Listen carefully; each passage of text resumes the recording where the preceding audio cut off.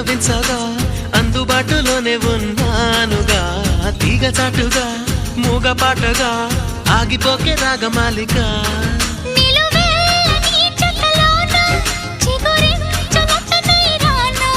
కొనగోటి కొంటె నాన్న